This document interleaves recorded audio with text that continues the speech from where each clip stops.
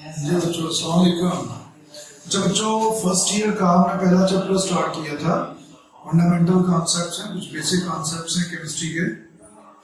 हमने स्टार्ट किया था एटम की पुरानी डेफिनेशन क्या है और नई डेफिनेशन क्या है। हमने देखा कि सबसे पहले एटम के मुतालिक डेमोक्रिटस ने बताया, ग्रीक फिलोसोफर ने बताया। उसने कहा कि अगर हम एलिमेंट्स को छोटे छोटे हिस्सों में डिवाइड करते जाएं तो एंड पे जाके एक ऐसी लिमिट आ जाती है कि जब हम एलिमेंट्स को मजीद नहीं तोड़ सकते, अब जो आखिरी लिमिट है that is called atom. Atom का वर्ड लिया गया एटमस से। Atoms means indivisible. Aristotle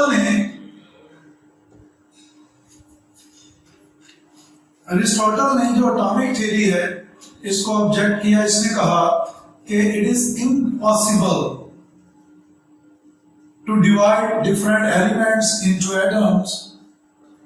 atoms एक ग्रीक वर्ड, इससे एटम का वर्ड डिराइव किया गया। It means indivisible. ये डेमोक्रिटस ने पहली दफा बताया। ये बच्चों लास्ट हम पढ़ चुके। इसमें सिर्फ इतना जानना जरूरी है एटम का वर्ड कहां से डिराइव किया गया। एटम का कॉन्सेप्ट सबसे पहले किसने दिया? एटम का कॉन्सेप्ट सबसे पहले ग्रीक फिलोसोफर डेमोक्रिटस ने दिया। एटम का वर्ड एटमस से लिया गया। ग्रीक वाले जो थे वो एक्सपेरिमेंट के इतने कायल नहीं थे, एक्सपेरिमेंट का तब रिवाज ही नहीं था। ग्रीक के नजदीक एलिमेंट चार तरह के थे, आग, हवा, मट्टी और पानी। 17th सेंचुरी में ये पहली दफा बताया गया कि मुख्तलिफ जो मॉलिक्यूल्स बनते हैं या कंपाउंड्स बनते हैं ये एटम्स के कॉम्बिनेशन से बनते हैं, या मुख्तलिफ चीजें छोटी छोटी मिलके तो बड़े बड़े मॉलिक्यूल्स की शक्ल में आती हैं। या यूं कहना कि जो कंपाउंड्स बनते हैं एलिमेंट्स के मिलने से बनते हैं। 17th सेंचुरी में पहली दफा केमिकल कॉम्बिनेशन का कॉन्सेप्ट दिया गया और ये कहा गया कि ये जो कॉम्प्लेक्स कंपाउंड्स हैं या मॉलिक्यूल्स हैं, they can be broken back into their constituent particles।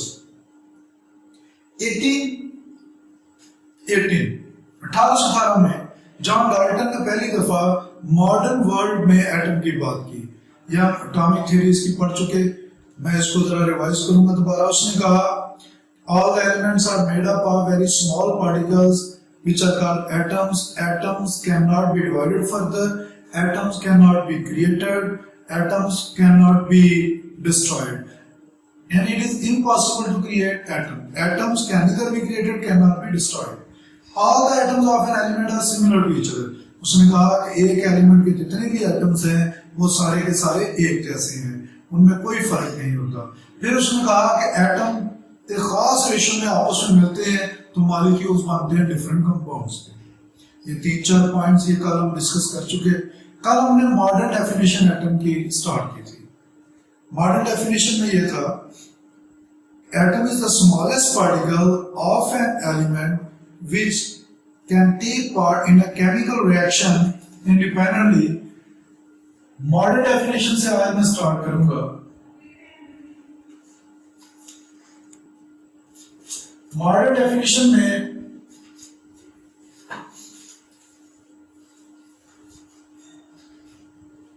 Atom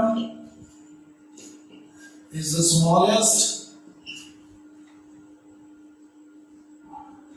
particle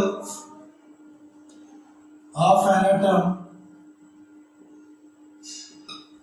which can take part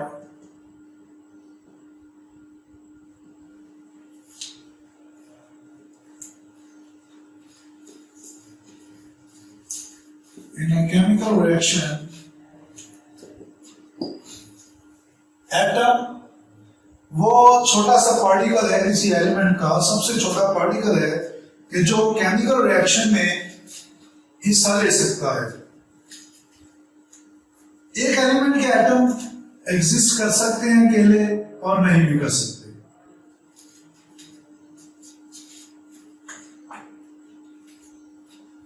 may or may not exist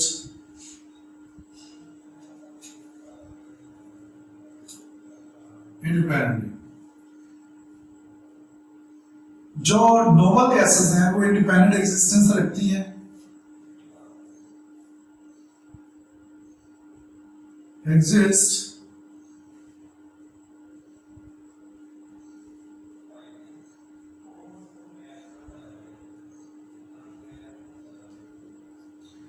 noble gases can exist independently. Helium, neon, argon, krypton, xenon, and radon. They can exist independently. No independent existence.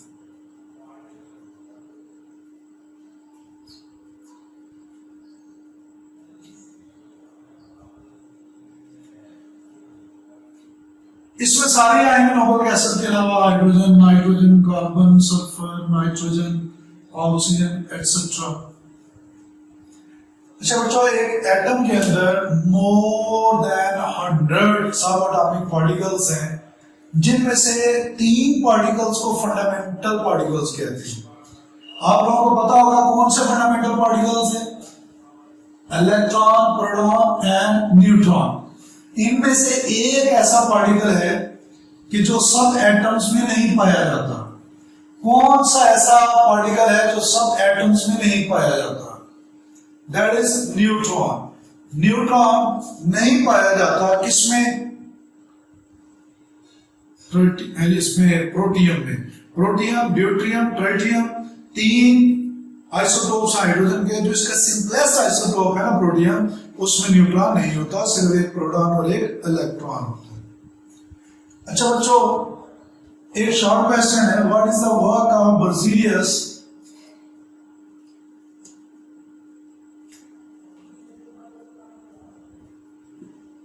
Berzelius का work क्या है? इसके मुतालिक 2 points हैं।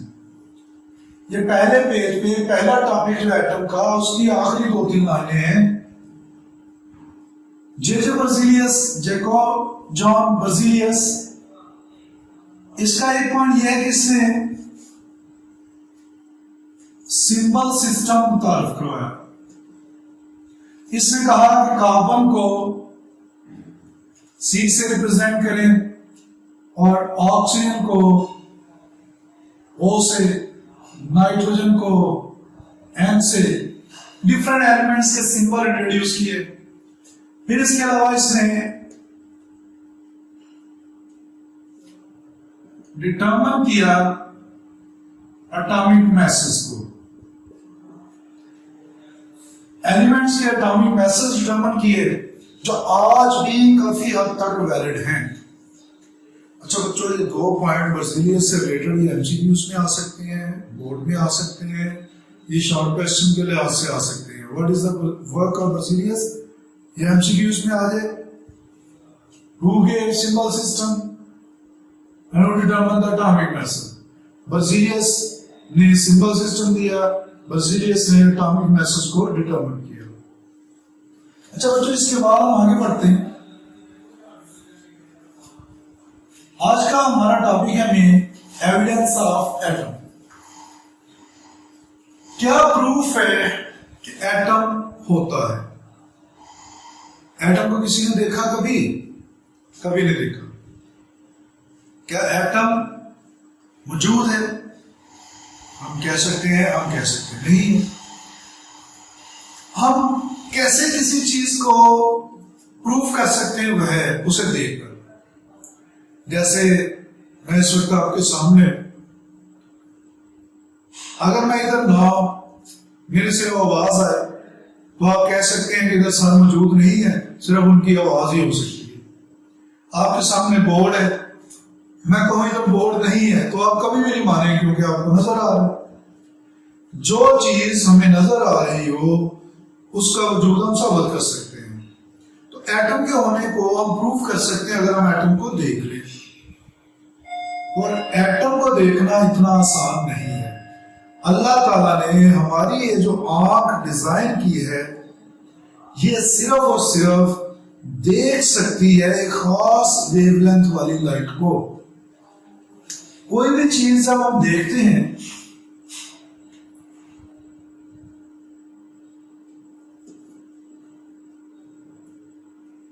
तो simply ये होता है कि ये लाइट पड़ती है किसी चीज पे, यहाँ पे ऑब्जेक्ट है, उससे टकरा के आती है इधर हमारी आंख की तरफ, तो चीज हमें नजर आती है। कुछ लाइट को चीज ऑब्जॉर्व कर लेती है, कुछ लाइट को रिफ्लेक्ट करती है, हिट करती है, वो लाइट हमारी आंखों में आती है तो वो चीज नजर आती है। अगर कोई चीज सारी लाइट ऑब्जॉर्व कर ले फिर भी वो नजर नहीं आएगी। अगर सारी लाइट ऑब्जॉर्व कर ले हमारे तक ना पहुंचे, हमें नहीं पता चलेगा उसकी इमेज का।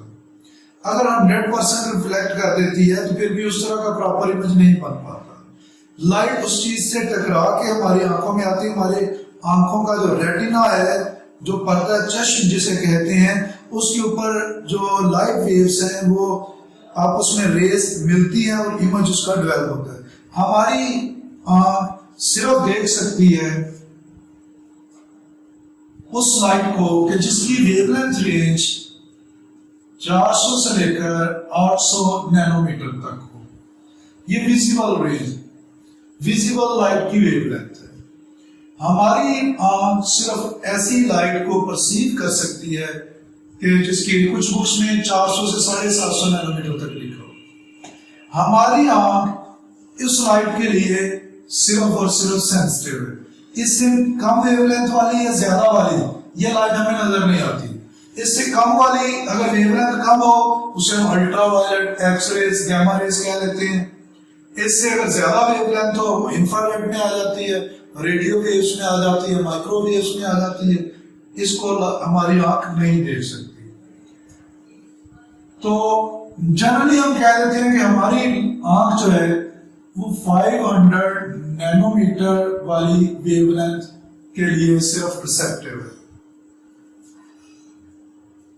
हम उस ऑब्जेक्ट को देख सकते हैं अच्छे तरीके से, वाज़ेह तौर पे उसका इमेज हमारी आंखों में बड़ा वाज़ेह बनता है, जिसका साइज 500 नैनोमीटर हो या इससे ज्यादा हो या इसके करीब करीब हो। अगर कोई ऑब्जेक्ट इससे छोटा हुआ, अगर किसी ऑब्जेक्ट का साइज इससे छोटा हुआ तो उसका इमेज हमारी आंखों में प्रॉपर वाज़ेह तौर पे नहीं बनेगा, हम उसको नहीं देख पाएंगे। अगर हम लाइट माइक्रोस्कोप भी यूज कर लें, लाइट माइक्रोस्कोप में भी आम रोशनी यूज होती है। आम रोशनी की वेवलेंथ यही 500 नैनोमीटर होगी। तो 500 नैनोमीटर के आसपास हम कंपाउंड या लाइट माइक्रोस्कोप से चीजों को वाज़ेह तौर पे देख सकते हैं। जितना इससे साइज छोटा होता जाएगा उतना ही चीजें हमें ब्लर्ड नजर आएंगी, उतना ही माइक्रोस्कोप उनको क्लियरली नहीं दिखा पाएगी। एक एटम का साइज 0.2 नैनोमीटर। आम लाइट जो है उसकी वेवलेंथ 500 नैनोमीटर, एटम का साइज 0.2 नैनोमीटर, ये एटम का डायमीटर हो गया, ये एटम का साइज है। ये लाइट की वेवलेंथ है, ये वेवलेंथ है जी लाइट की।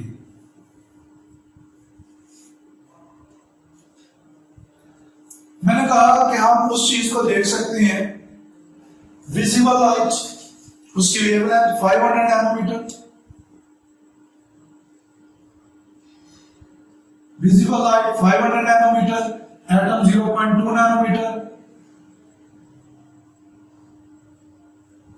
हम उस चीज को देख सकते हैं क्लियरली माइक्रोस्कोप से, लाइट माइक्रोस्कोप से, कि जिसका साइज 500 नैनोमीटर के आसपास हो, क्योंकि लाइट, विजिबल लाइट की वेवलेंथ ऑन द एवरेज हम 500 नैनोमीटर ले रहे हैं। तो विजिबिलिटी का ये प्रिंसिपल है कि जो इंसिडेंट लाइट है उसके अकॉर्डिंग ही साइज होना चाहिए उस ऑब्जेक्ट का जिसको हमने देखना है। एटम का साइज 0.2 नैनोमीटर। अगर आपसे कोई पूछे कि एटम को देखने के लिए हम आम माइक्रोस्कोप क्यों नहीं यूज कर सकते, तो उसका सिंपल सा जवाब है कि आम माइक्रोस्कोप में लाइट यूज होती है। लाइट की वेवलेंथ, जो विजिबल लाइट है उसकी वेवलेंथ 500 नैनोमीटर है। आम एटम का साइज तकरीबन एवरेज 0.2 नैनोमीटर है, क्योंकि एटम एक वेव के साइज से बहुत छोटा है, उसका साइज वेवलेंथ से बहुत कम है, इसलिए एक एटम का इमेज आम लाइट नहीं बना सकती। तो इसके लिए हम क्या करेंगे, हमें किसी ऐसी चीज की जरूरत होगी कि जिसकी वेवलेंथ एटम के साइज के करीब करीब हो। इसके लिए हम यूज करते हैं एक्सरेज या हम यूज करेंगे इलेक्ट्रॉन माइक्रोस्कोप। एक्सरेज या इलेक्ट्रॉन माइक्रोस्कोप, यहां पे क्या होगा, एक्सरेज जो 0.1 टू 10 नैनोमीटर रेंज है, और यहां पे भी इलेक्ट्रॉन जो यूज किए जाते हैं उनकी भी वेवलेंथ यहां तक 0.345 नैनोमीटर तक होगी। जब हम एक्सरे या इलेक्ट्रॉन माइक्रोस्कोप को यूज करें तो हम एटम का इमेज हासिल कर सकते हैं। तो ऐसे आप नेट पे भी स्टडी कर सकते हैं, ऐसी बहुत सारी चीजें कि जहां में हम इलेक्ट्रॉन माइक्रोस्कोप को यूज करके तो एटम के इमेज को बना सके। एटम का इमेज बनाया गया है। यहां पे हम देखने लगे हैं कि ग्रेफाइट का इमेज, जिसको इलेक्ट्रॉन माइक्रोस्कोप के लिए बनाया गया। ग्रेफाइट में कार्बन जो है, इसके एटम्स पाए जाते हैं लेयर्स की शक्ल में। जब इलेक्ट्रॉन माइक्रोस्कोप से इमेज डेवलप किया गया तो इमेज कुछ इस तरह का बना कि जिसमें अल्टरनेटिव ब्राइट और डार्क लाइंस थी। डार्क और ब्राइट बैंड्स है अल्टरनेटिव।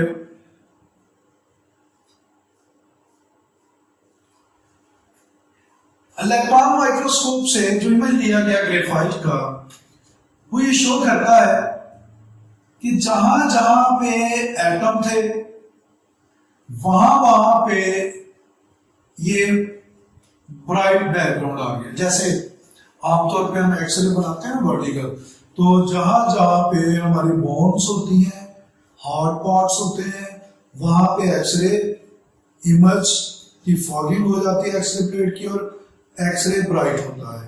और जहां पे फ्लैश या कुछ ना हो वहां पे डार्क रहता है। यहां पे भी ऐसे हुआ, ग्रेफाइट के जहां पे एटम थे वहां पे ब्राइट रीजन आ गया, और जो एम्प्टी स्पेस थी लेयर्स के दरमियान में वहां पे डार्क रीजन। अगर ये इलेक्ट्रॉन माइक्रोस्कोप से जो इमेज हमने ली, अगर इसमें सारी डार्क स्पेस होती फिर भी एटम का होना मुमकिन नहीं था। ये सारे ब्राइट हो जाता। अगर सारा कुछ ब्राइट हो जाता फिर भी हम कहते हैं कि एटम मौजूद नहीं है। एटम्स हैं लेयर्स की शक्ल में। ये प्रूव हुआ इस चीज से कि डार्क और ब्राइट डिफरेंट लेयर्स, डिफरेंट हमारे पास बैंड्स जाहिर हुई, जिन्होंने ये जाहिर किया कि कहीं पे खाली जगह और कहीं पे कोई सॉलिड चीज एटम टाइप की मौजूद है। ये तकरीबन कोई 15 मिलियन टाइम्स बड़ा करके इसको देखा गया, तकरीबन 1.5 करोड़ गुना बड़ा करके देखा गया। इंडिविजुअल एटम यहां पे भी हमें नहीं नजर आ रहा। हाँ, ये है कि जिधर जिधर एटम से वहां वहां पे जो इलेक्ट्रॉन्स थे वो टकरा के वापस आए, उन्होंने ब्राइट रीजन शो किया उस स्पेस को कि जिधर एटम मौजूद है, और जहां एटम नहीं थे वहां पे डार्क।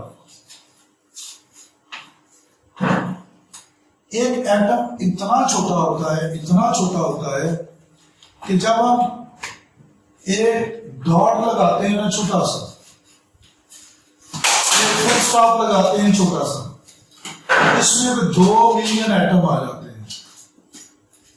2 मिलियन एटम्स एक डॉट।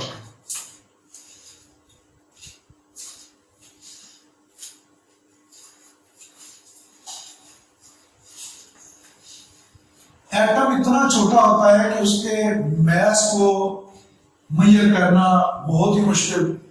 इसलिए आमतौर पे हम एटम के मैस को देखने के लिए एटॉमिक मैस यूनिट यूज करते हैं। ये बच्चों एमसीक्यूज के लिए आपने याद रखना है। एक atomic mass unit 1.661 into 10 raised power minus 24 ग्राम, या 1 AMU is equal to 1.661 into 10 raised power minus 27 kgs इस ठीक पर होता है। अच्छा बच्चों, ये याद रखना है कि ऐसे किस तरह से आता है।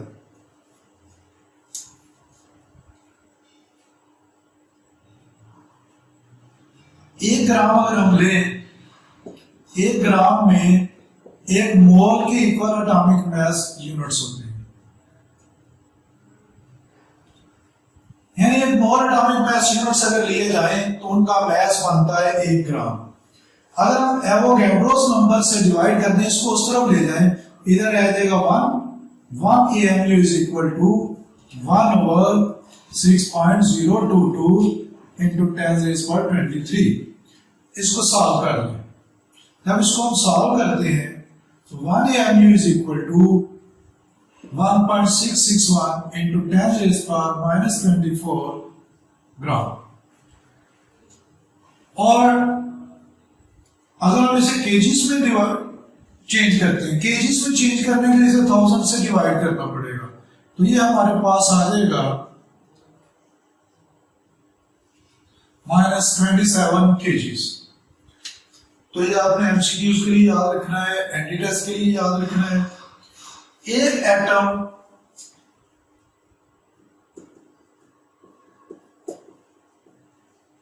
मास में तकरीबन इतने केजीस के इक्वल हो सकता है। वन एटम, एक एटम का मास इतने केजी। आपने एमसीक्यूज के लिए सारी चीजें याद रखनी है।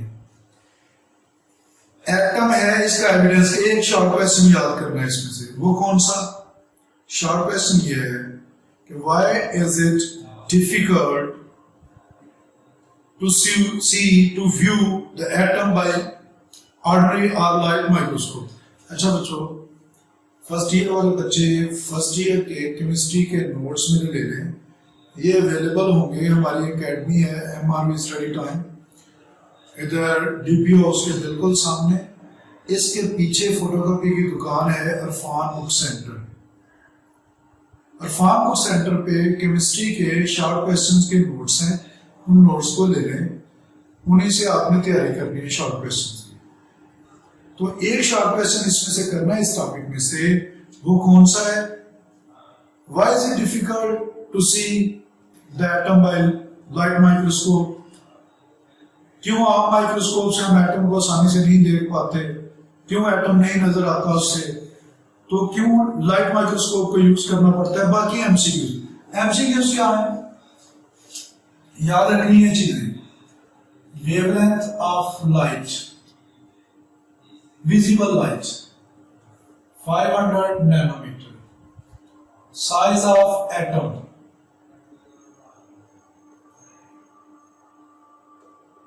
0.2 नैनोमीटर, या ये होगा 2 एंगस्ट्रॉम।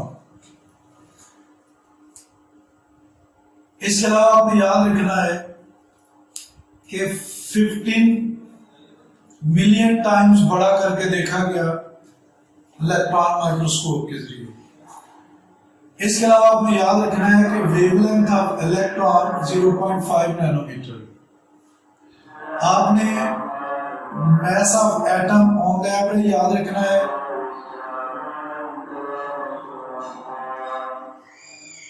आपने याद रखना है 1 AMU इक्वल होता है कितने ग्राम के?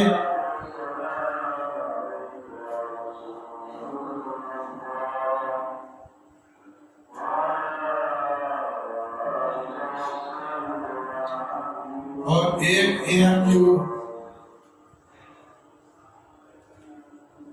इक्वल होता है इतने किलोग्राम के। आपने बच्चों याद रखना है कि